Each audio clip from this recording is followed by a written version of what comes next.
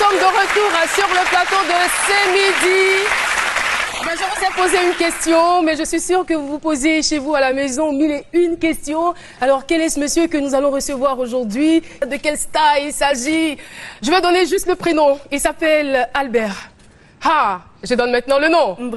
Alors, mesdames et messieurs, nous avons le privilège de vous annoncer la présence de monsieur Albert Drogba.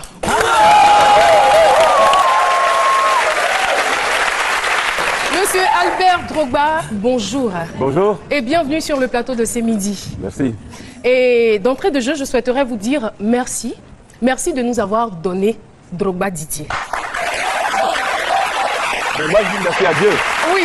Parce que c'est Dieu qui nous a permis et qui nous l'a confié. C'est ça. Comme juste une boîte aux lettres. Oui. Voilà. J'aime bien. J'aime bien. Quelle humilité. Je pense que votre fils n'a pas volé. Hein. Alors, comment est-ce qu'on se sent quand on est le père de Drogba Didier? Ah, très bien. Je me sens très bien et Il ne pouvait en être autrement. Hein. voilà, je me sens bien. Voilà, Mais et le fait de savoir que vous êtes connu par rapport à votre fils. Non, mais moi, ça me dit pas grand-chose parce que je dis que je reste égal à moi-même. Ça ne me change pas. Je reste toujours égal à moi-même. Voilà, je reste Drogba que je suis. Vous restez lequel de Drogba? Ben, le père. Le père. Le père, celui qui a mis un enfant au monde.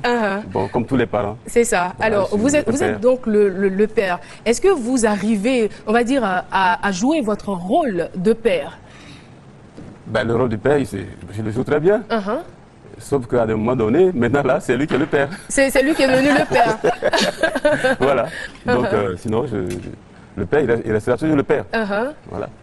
Donc, vous êtes en train de nous dire que vous n'avez plus d'autorité sur Drogba, hein, sur Didier. Alors, c'est parce que je veux dire qu'il est toujours mon fils. Mais c'est lui maintenant, pas de par mon âge, c'est lui qui est maintenant mon... Moi qui me Ça, c'est ce qui est normal, hein, je veux dire, c'est ce qui est normal. Voilà. Alors, il y a beaucoup de questions quand même qui me trottent l'esprit, que j'ai envie de vous poser. Parce que quand on voit aujourd'hui Didier Drogba sur le terrain, c'est l'un des joueurs les plus fair-play du monde. Il est très respectueux et on se demande, est-ce que c'est juste pour l'image ou c'est une réalité? Non, Didier n'a jamais changé. Depuis son enfance, il est toujours resté calme. Et un enfant qui écoute. Et il est toujours resté. Il n'a pas changé. Il n'a pas changé. Donc ce n'est pas pour présenter, faire... Non, on va dire que c'est un enfant modèle. C'est pas parce que vous êtes sur le plateau de C'est Midi qu'il y a des millions de téléspectateurs qui vous regardent aujourd'hui que vous dites ça. Vous allez demander à tous ceux qui l'ont connu tout petit, c'est un garçon qui est resté toujours lui-même, humble. Et il n'a pas changé. Mais quand même, il ne changera pas. Par moment, il vous a posé quelques problèmes. Quelques difficultés, comme tous les enfants. Normal. Comme tous les enfants. On ne peut pas être parfait, mais il y a des moments où on peut toujours sortir du chemin tracé, mais il est toujours resté l'enfant que j'ai toujours aimé. Il y a des choses qui présageaient au départ qu'il serait aujourd'hui une star mondiale du foot lorsqu'il était enfant. Non, parce que comme tous les enfants, moi quand j'ai souhaité qu'il aille à l'école comme tout Africain, est-ce qu'en son temps, qui pouvait parier sur le foot? Dire que mon enfant va à l'école. Ah non, c'est pas possible. Mais aujourd'hui, Didier a fait des émules. Il y a plein d'enfants qui veulent. C'est clair. Qui veulent jouer au football. Au départ, vous voyez qui? Le médecin, l'ingénieur. Ah oui, l'avocat. Voilà, comme ça, un médecin surtout. Parce qu'en Afrique, un médecin pour la santé, c'est très important. Et on en a besoin. Mais à vrai dire, le football, il a quand même hérité de vous. Hein. Oui, bon, moi j'ai juste joué à un niveau très, ouais, on va dire. Comme on le dit, malheur à celui qui ne fera pas mieux que son père. Et il a véritablement... Et lui, il a mérité, et bon, il a fait par rapport à ce que vous avez dit. Et que j'ai dit que vous avez dit que si vous avez pour un fils une star, voilà, vous avez... Dans l'argent. Voilà. Mais financièrement, c'est comment? Parce qu'elle a dit qu'est-ce qu'il est fait plus financièrement. Est-ce qu'il est fait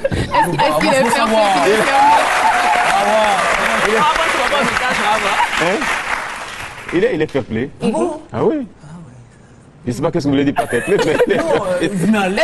Est-ce qu'il donne de façon régulière à la dimension de ce qu'il a? Ben, il donne comme il peut. Et donc, on ne peut pas donner, il faut donner, mais il faut donner quand c'est nécessaire. Parce qu'il faut être réaliste. Je ne suis pas le roi, je suis le père du footballeur. Je suis le père. Ce n'est pas moi qui suis le roi. Le roi, voilà le roi là-bas. La star, c'est lui. Hein.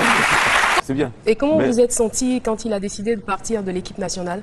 Mais moi, je suis un peu heureux parce que Didier, il a quand même rendu Service? service à son pays.